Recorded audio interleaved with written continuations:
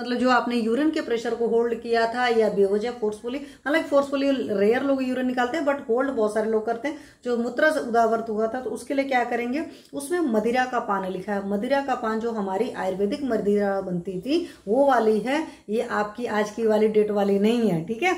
और उसमें सैमच्चर लवण जो है वो बहुत ज्यादा मिला करके तब उस मदिरा का सेवन करने के लिए बोला है, या उसी मदिरा में एला का सेवन करने, मतलब आपने छोटी इलायची डाल करके दुग्ध पान बहुत ज्यादा करने को बोला हुआ है। तो जो बहुत सारे लोग जैसे टूरिंग जॉब वगैरह बहुत करते हैं, तो टूरिंग जॉब वालों के साथ प्रॉब्लम होती है कि कई बार वो यूरिन के प्रेशर को होल्ड करते हैं, तो ऐसे सारे लोग को अपनी डाइट में अपनी भूख के हिसाब से, अपनी पाचन क्षमता के हिसाब से दूध का सेवन ज्यादा करना चाहिए। और घृत का औपीडन न से हमारे डल्हड़ जी ने वर्ड यूज किया है।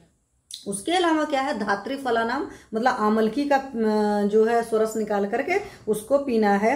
साथ में अश्व जो है मतलब घोड़ा जो है उसका पुरुष और गर्दभ जो है इसमें से रस निकाल कर उसका सेवन करना, तो वो हमारा चिकित्सक गण आपको डिसाइड करेगा क्या देना है। साथ में आपको और भी बहुत सारी चीजें जो है सिधु वगैरह हैं, गौड़िक वगैरह, मतलब ये सब सारे मध्य की बनी है टाइप है, या कह सकते हो कि द्राक्षा से बना हुआ है, अंगूर से बना हुआ जो आपका मदिरा है या वाइन है उसका सेवन करना, बट उसमें आपको मधु मिला करके सेवन करना है। ये हमारे डल्हड़ जी ने साफ साफ कहा है। उसके अलावा चरक जी ने क्या कहा है वो आपको पता नहीं था, तो चरक जी ने कहा प्रसन्ना, ये भी उसी एक टाइप है, वारुणी वो भी उसी का एक टाइप है, सीधु जो है, अरिष्ट है, आसव है, इन सब में मधु डाल करके पान करने के लिए बोला है, क्योंकि इन सारी चीजों से फिर यूरिन अच्छे से निकल जाती है। फिर स्वेदन कराने के लिए बोला है। अवगाहन, अवगाहन चिकित्सा जो है बहुत बढ़िया काम करती है, मतलब एक बढ़िया सा बाथ टब होता है, उस बाथ टब में अच्छा खासा टेम्परेचर का एक पानी डाला जाता है और उस पानी में आप बैठते हैं तो उसमें देखते हैं यूरिन निकल जाता है। तो यहीं से मैंने आप लोग को बोला है ना कि जब कभी आप नहाने जाते हैं, चाहे गंगा स्नान करिए, चाहे कोई भी नदी नाले में, नाला तो नहीं कहूंगी, नदी में नहाने जाते हैं, कोई पवित्र नदियों में नहाने जाते हैं, समंदर में भी लोग नहाते हैं, तो यूरिन देखते हो अपने आप निकल जाता है। तो वहां पर क्या होता है कि सबसे पहले अपने आप को यूरिन को इवैक्यूएट कर लीजिए तब नहाने चाहिए, अदरवाइज आप जल को गंदा करते हैं। तो अवगाहन से क्या होता है, उससे भी हो जाता है। अभ्यंग कराने के लिए भी हमारे चरक जी ने कहा, तो लोअर एब्डोमेन रीजन में अभ्यंग करते हैं वातनाशक तेलों से, तो उससे भी बहुत बढ़िया रिजल्ट आता है। और औपीडक सर्पी का पान कराना होता है। औपीडक सर्पी का पान का मतलब ये होता है कि ब्रेकफास्ट से पहले लेना होता है, मतलब आप भूखे होते हो, आपकी डाइजेस्टिव फायर सपोर्ट करे उस अमाउंट में हम घी पिलाते हैं, तो बिफोर ब्रेकफास्ट पिलाते हैं और आफ्टर ब्रेकफास्ट पिलाते हैं। अब आफ्टर ब्रेकफास्ट का मतलब ये नहीं कि हमने खाना खाया और खाना खाकर तुरंत नहीं, एक तो आपने खाली पेट किया, जब आपको अच्छे से भूख लगी थी तब घृत का पान करना था, और ब्रेकफास्ट जब आपने खाया और वो जब पच गया तो उसके पच जाने के बाद जो आप घी का अमाउंट लेते हैं दैट इज नोन एज औपीडक स्नेह। और मैं अपने बहुत सारे पेशेंट्स को स्टार्ट कराती हूँ 5 ml से स्टार्ट करा करके धीरे धीरे अमाउंट बढ़ाती हूँ।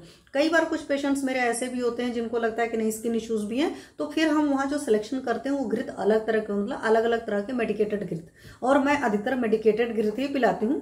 कोई पेशेंट्स ऐसा होता है नहीं मेडिकेटेड घृत लेना चाहता है या नहीं ले पाता है, तो उसको फिर मैं नॉर्मल गाय का घृत देती हूँ, तो दैट इज नोन एज औपीडक घृत, ठीक है।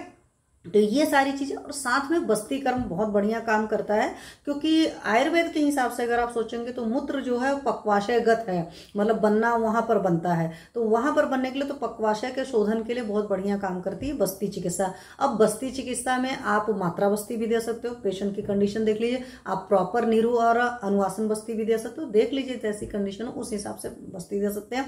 आप उत्तर बस्ती भी दे सकते हो, लेकिन कंडीशन देखो, जब मूत्र उदावर्त रहता है तब उस तरह का नहीं करते, पहले निकालने की कोशिश करते हैं फिर बाद में करते हैं। तो यहाँ पर शास्त्रकारों ने बस्ती वर्ड यूज किया है, आपको पेशेंट की कंडीशन देख करके डिसाइड करना है कि हमें कौन सी बस्ती देनी है। उसके अलावा कुछ योग की बात करी है हमारे शास्त्रकारों ने, तो भद्रदारवादी योग है वो देने के लिए बोला है। दुस्पर्शा का जो स्वरस है दुराल्भा का जो है उसको देने के लिए बोला, तो दुराल्भा का स्वरस में आप ककड़ी का बीज वगैरह पानी के साथ डाल करके और साथ में थोड़ा सा उसमें लवण डाल करके पिला सकते हैं।